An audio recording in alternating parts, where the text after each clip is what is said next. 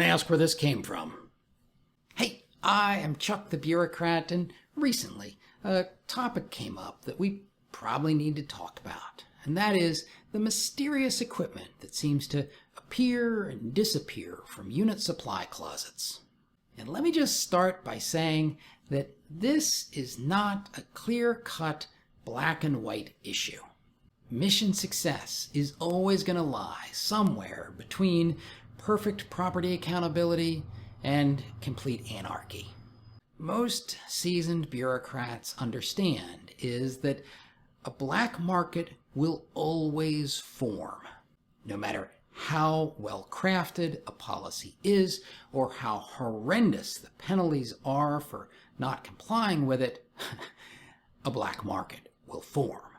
And in fact, some of the more enlightened bureaucrats spend almost no time trying to stamp out the black market, and in fact, think about how they can influence its nature to achieve their ultimate goals. With that in mind, sometimes we make the distinction between a black market, which is truly illegal, and then more of the gray market that simply operates through unauthorized channels. And when it comes to unit supply, there is an ancient, vibrant, and I would go so far as to say vital, gray market going on. Oh, and I should tell you, it ain't gonna go away.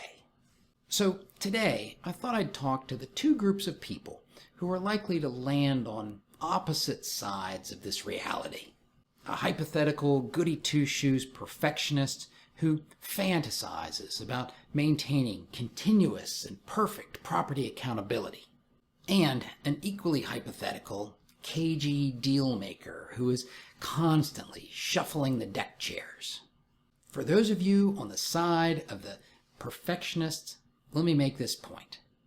Military supply lines are some of the most fragile in the logistical world. You can go to an Ivy League university and listen to some professor lecture on and on about optimizing the robustness of supply chains. But consider this. Military supply lines are often laid down quickly over adverse terrain. They typically only operate for relatively short periods of time. And the enemy keeps trying to mess with them.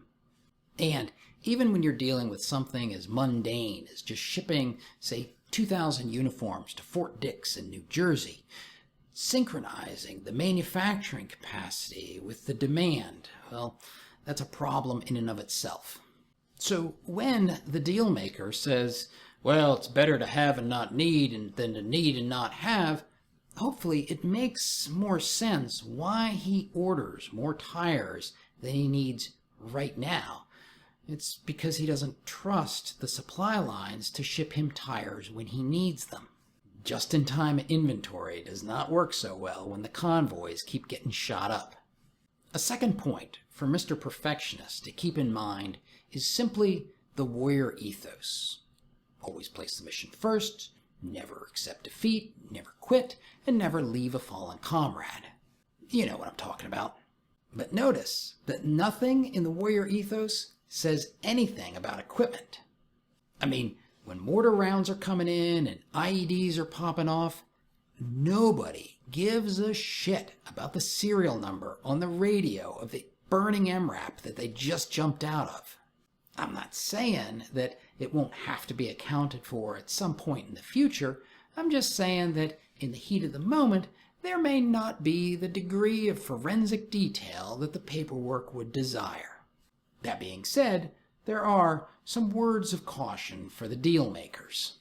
Number one is if cash is changing hands, whether you're pawning or selling or auctioning or gambling, you've turned to the dark side.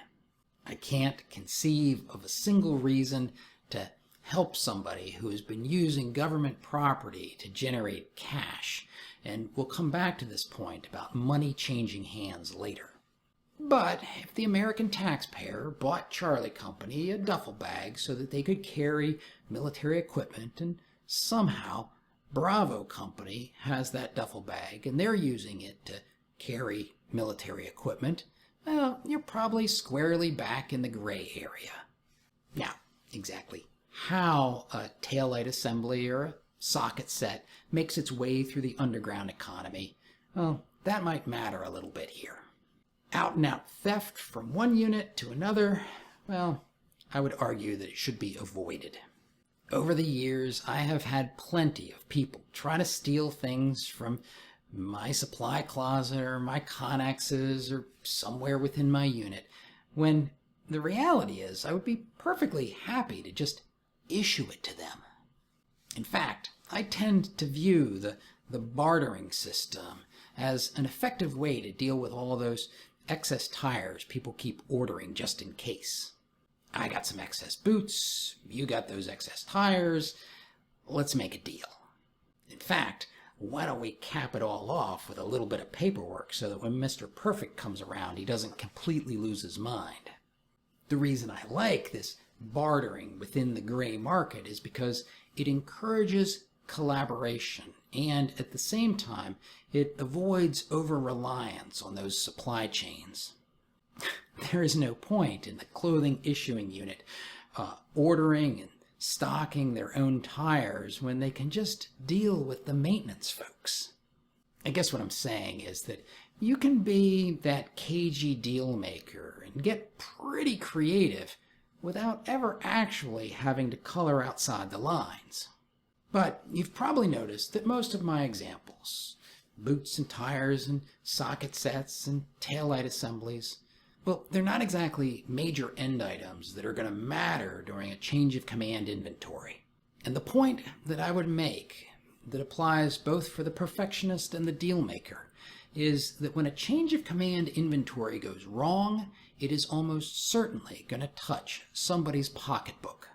Remember what I said about an exchange of cash being an indicator that we've gone from getting the mission done to maybe not being such a good guy anymore? So with that in mind, there are two important points. First, if you're not careful, reasonable, even justifiable, sloppy paperwork can turn into a problem come that change of command. Maybe the most politically correct way to say this is that sooner or later, the property accountability paperwork is going to have to be done. You can do it when you issue the equipment. You can do it during monthly inventories. You can do it after a field problem, but sooner or later, it has to be done. And if you wait to do it when there's a change of command inventory, trust me, you're going to get a lot of attention and a lot more help than you wanted. And number two, the perfectionist and the deal maker, they have to work together. One of the ugliest situations that a unit can find itself in is when these two personalities come into conflict.